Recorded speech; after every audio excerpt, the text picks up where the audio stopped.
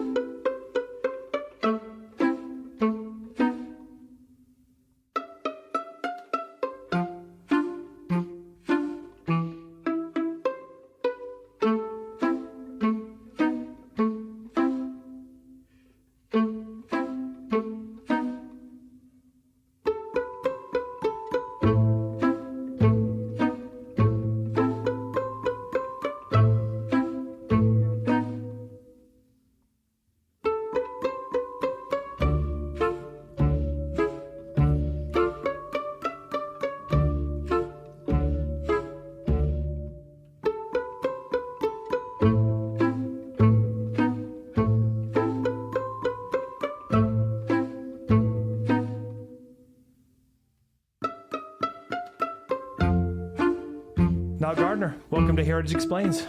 It's great to be here. Many thanks, Mark. The UK has been very much in the news here on this side of the pond. What kicked off a lot of this recent turmoil, or one of the factors leading into it, was the general election that was held in July of this year. And here in the U.S., of course, we have two major political parties. It's red and blue. Over there, things are a little bit more complicated. So can you give us a sketch of the political structure within the UK and kind of make it intelligible to us? And then also just talk about the effect of that general election and how it changed that political landscape. Yes, great to be here. And in fact, I was in the UK for the general election, and I was also in London recently, just a few days ago, for another visit. So I spent quite a lot of time in Britain recently. And the UK general election, of course, saw the election with an overwhelming landslide win for the Socialist Labour Party. So they took power in the UK. They ousted the Conservatives, who had been in power for 14 years. The interesting thing about the election is that the Labour Party only received just over a third of the vote, but they received an overwhelming majority of the seats in Parliament, and that's because of the first-past-the-post system. But the vast majority of British voters did not actually vote for the Labour Party. In the UK, you have a significantly larger number of major political parties vying for power, and that enabled the Labour Party to form a big majority in Parliament, even with a relatively small percentage of the vote, I think around 34%. The socialist government, in my view, brings big changes to the UK, and the Conservatives were ousted, I think, because they failed to deliver on a lot of their promises, including they had promised to secure Britain's borders. They had promised far stronger British economy. There are multiple reasons why the Conservatives were removed from power, but above all, I think British voters had grown tired of 14 years of Conservative government. Many Conservatives stayed at home. A lot of Conservative voters voted for Reform, which is the new party on the right headed by Nigel Farage. Reform received 4 million votes, but only 5 seats in Parliament. Reform would be a more conservative political party? It's a more conservative party. It is to the right of the Conservative Party. And I think that the Conservative Party under Rishi Sunak really abandoned a lot of its own supporters who felt that they had no home any longer in the Conservative Party, and many moved to Reform. And so Reform support largely came from former Conservative Party voters who were disillusioned. And the Conservative Party under Sunak moved towards the political centre.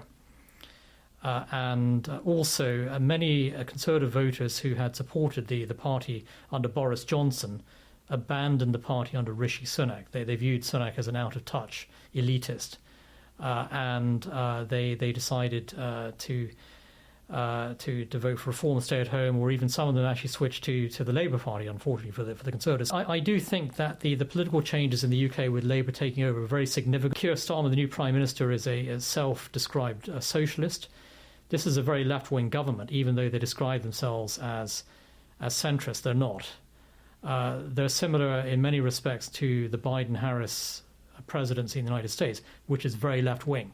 The Biden administration is the most left-wing presidency in American history. And similarly, I do think the British government that you have right now is the most left-wing government that you've seen in British history. They're already raising taxes.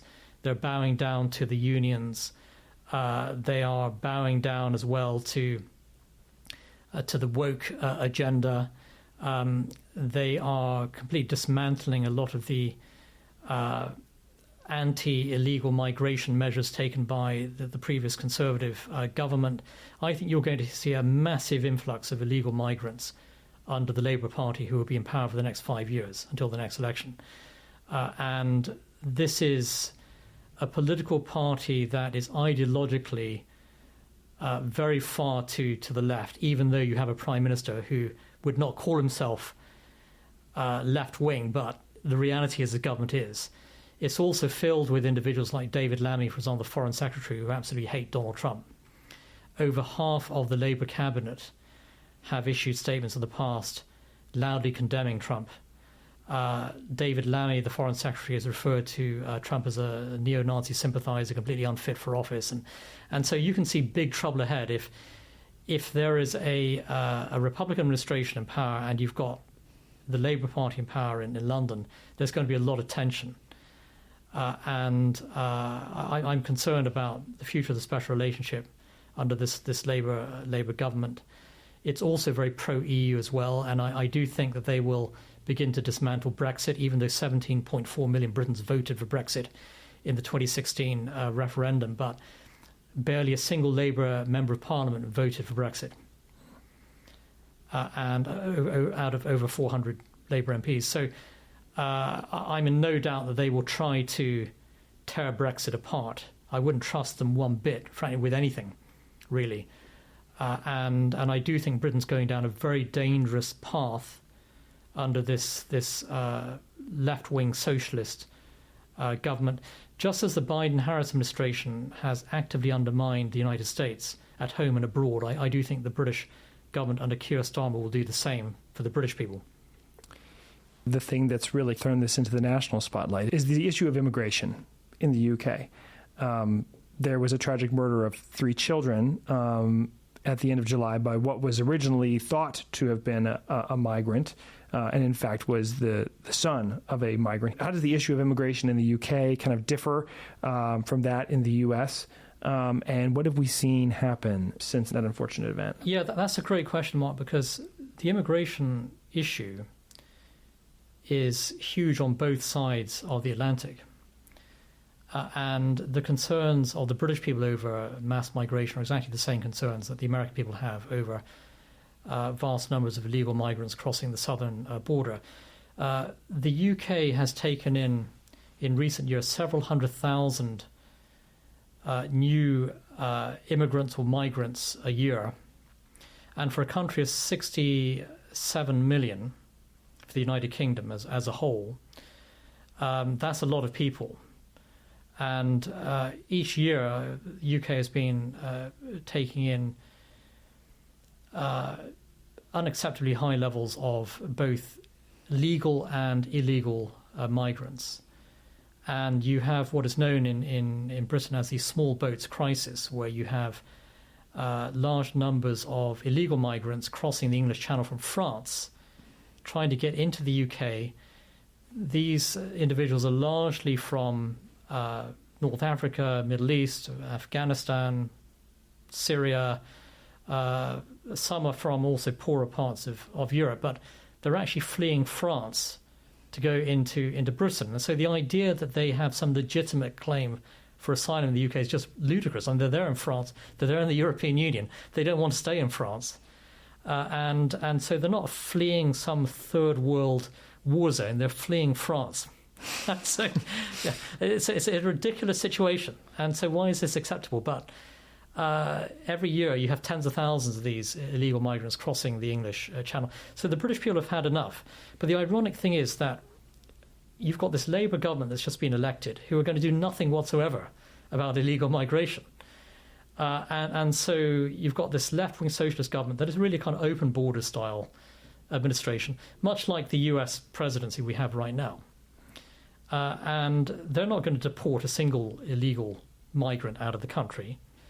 In fact, they just announced they're going to be providing generous social housing for illegal migrants in the UK instead of deporting them. And this is going to be at taxpayers' expense. It's going to take away school places, hospital beds from British people. And you had successive Conservative governments that were too weak on the mass migration issue. Now we have a government that's far, far worse with Labour, who are going to do zero on illegal migration. And you are going to have huge numbers of illegal migrants coming into the UK as a result of this socialist government, many of them crossing from France with the support and blessing, frankly, of Emmanuel Macron, the French government. They want to get rid of the illegals, send them off to the UK. And Macron doesn't want to have the problem of feeding, housing illegal migrants. So why not make it a problem for the British, which is what the French are doing. So following the murder of these 3 children at the end of July, there were riots that sparked off in the UK. Can you talk about what happened there and what the fallout, and because now there's some fallout happening still as a result of that? Yes, yeah, that's a really good point.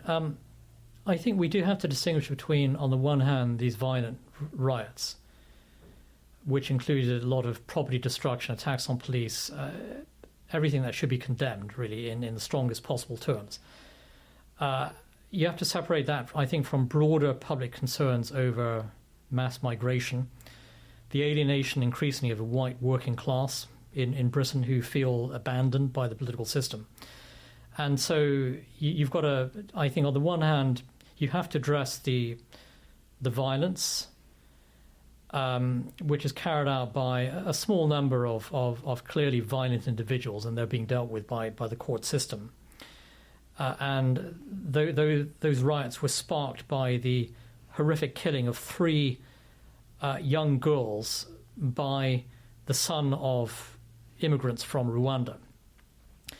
But there was disinformation on social media suggesting that he was Muslim or that he was an asylum seeker. The murderer was actually born in the UK, but such was the anger in response to these horrific killings that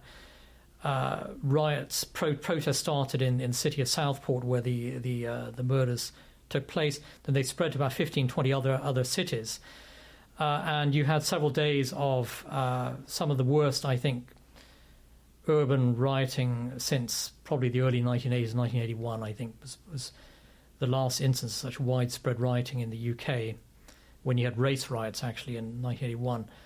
And so you have to go back over 40 years for this kind of scale of violence. But in the background, you have growing unease over mass migration and perfectly legitimate concerns from the vast majority of Britons over the scale of mass migration.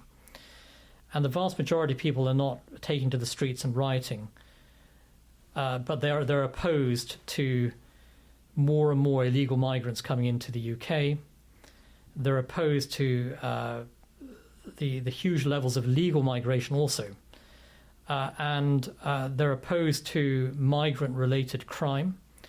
Just yesterday in Leicester Square in the heart of London, a young girl was actually stabbed by an individual from Romania. Now, we don't know exactly why that person was in the country, what he was doing in the country. There isn't a lot of information, but we know that he was a Romanian national and required an interpreter. Multiculturalism has been a massive failure, as former Home Secretary Suella Braverman pointed out. Multiculturalism has been divisive. It has led to the creation of separate, largely Islamic communities in Britain that have failed to integrate in many parts of the UK. In addition to the riots that we saw taking place recently, largely carried out by, I'd say, white working class people, you've had large mobs of Islamist men roaming the streets of British cities, numerous attacks on British people. You've seen it on Twitter. And the government actually hasn't done anything at all to address this violence carried out by Islamists. Some vicious beatings and so on. And the government hasn't hardly arrested any of these individuals. Right? They've taken action rightly against the rioters, but they've taken virtually no action whatsoever against Islamist gangs that have been attacking people, mobs armed with weapons. And this has created a culture of fear in many British cities. But the British Labour government won't talk about it at all. They will not address it. They will do nothing about it. They will do nothing about the large Islamist protests on the streets of London, where people are openly supporting Hamas. There have been many attacks on Jewish individuals in London, widespread anti-Semitism. And this Labour government does nothing whatsoever about it. In fact, I think there's a lot of anti-Semitism within the Labour Party, within the government's own party here. As it is within the Democratic Party, it's widespread within Labour as well. And this has launched the conversation about two-tiered policing. We have one system of rules for one set of people, and then we have a second set of rules for another, and it would sound like you would agree with that analysis. Yeah. So the Prime Minister is nicknamed Two-Tier Keir because he cracks down very hard on what he terms far-right riots or protests, and I think most British people strongly support dealing firmly with rioters. It doesn't matter what they're rioting about. If you're committing violence and property damage and attacks on the police, you've got to be dealt with severely. But Keir Starmer doesn't take the same approach when it comes to Islamist mobs roaming around with weapons.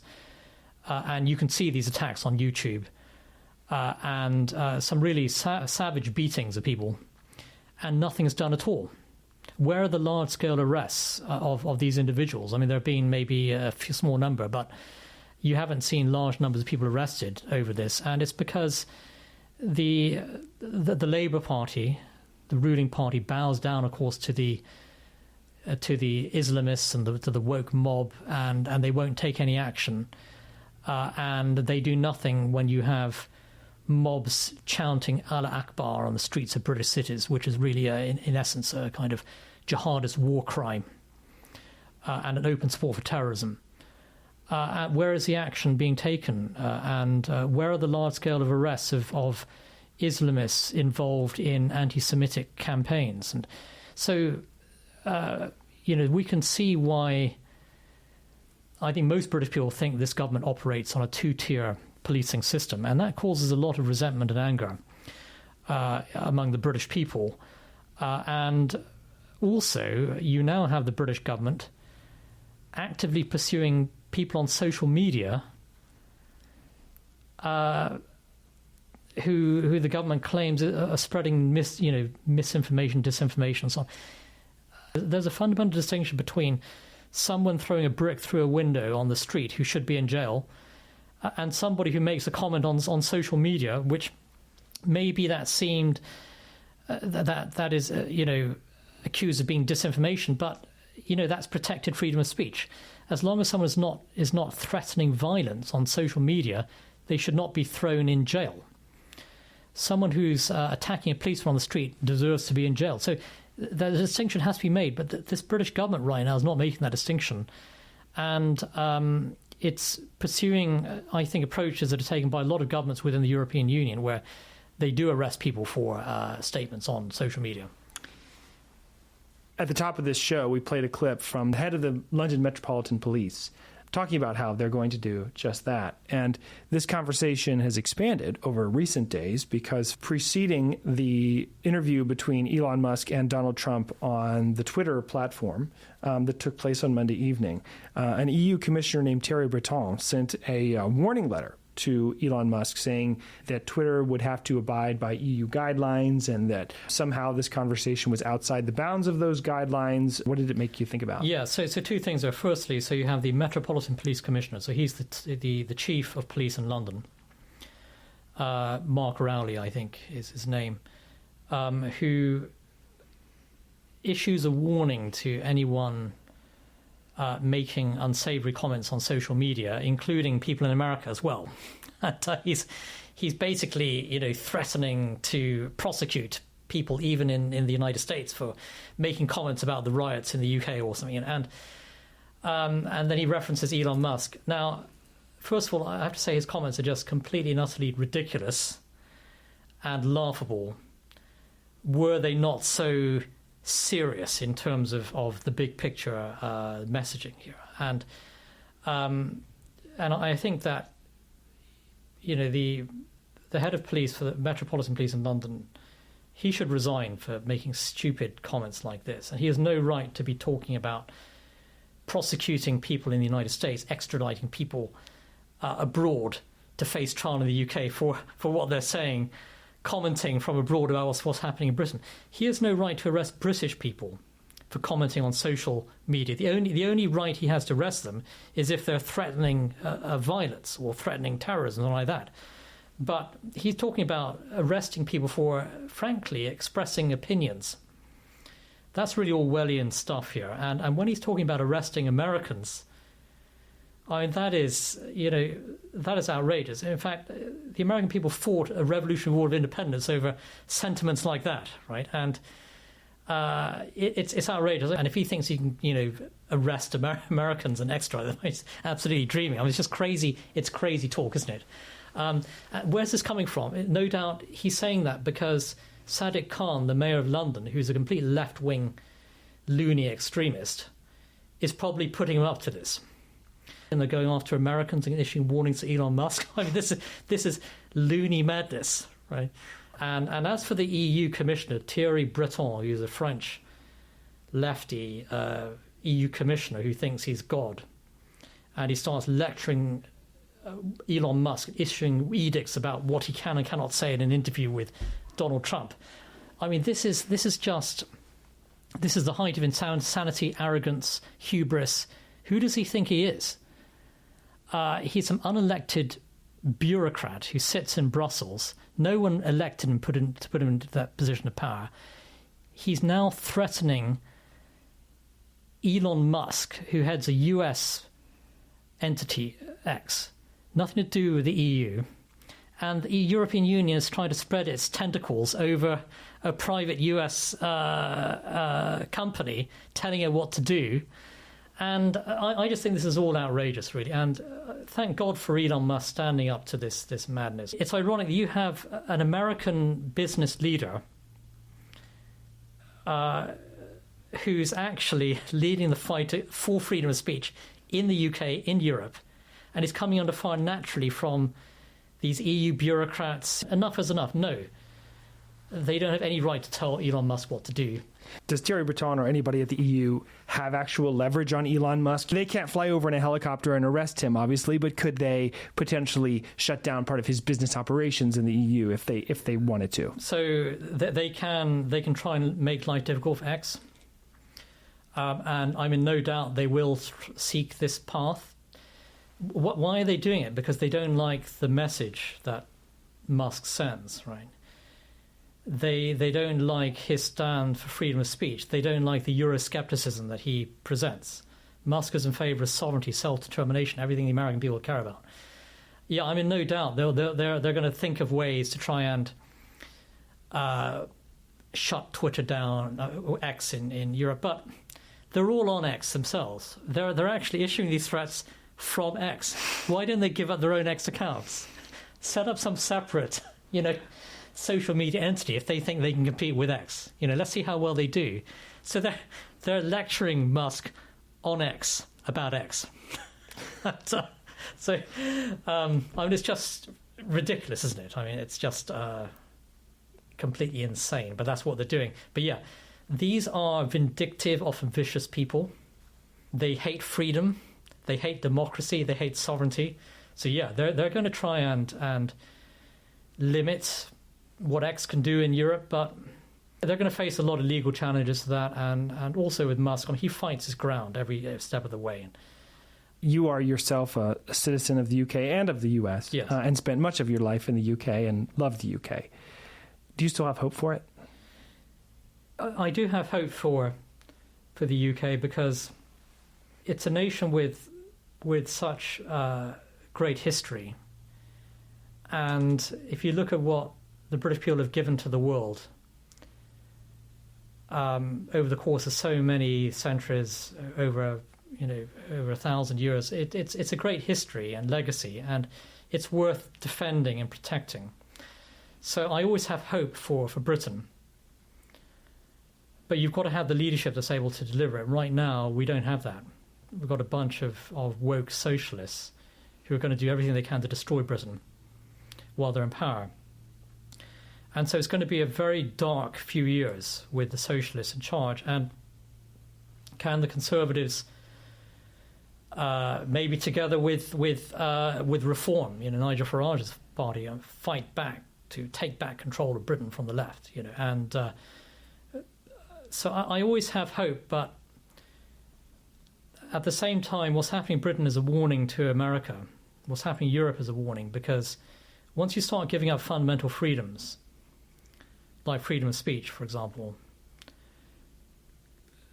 that's an incredibly dangerous path. And I'm also worried about just the scale of mass migration into much of Western Europe. It's fundamentally changing societies, soaring levels of crime in many parts of Europe. Look at France, Sweden, for example. Sweden used to be one of the safest countries in the world, is now one of the most dangerous in Europe. That's the result of mass migration to the country, which is why you now have a Conservative government in power there and it's trying to address this. The UK has incredible problems, but I do think for Britain that because of the spirit of the country that's been there for hundreds of years and the great institutions like the monarchy and so on, there's an opportunity to be able to save the country, I think. But there isn't a lot of time to do that, and the next few years are going to be incredibly tough. But Conservative leaders who believe in freedom, sovereignty have got to really, they've got to fight for the future of the country to save it, and so I hope they will. Nile Gardiner, thank you so much. Thanks very much. Thank you. Thank you to Nile Gardiner for his contribution to today's episode. You can follow Nile where else on X. His handle is @Nile Gardiner. And of course, thanks as always to you for listening to Heritage Explains. You can reach out to us with your thoughts, questions, or suggestions at heritageexplains@heritage.org. Take care. We'll see you next time.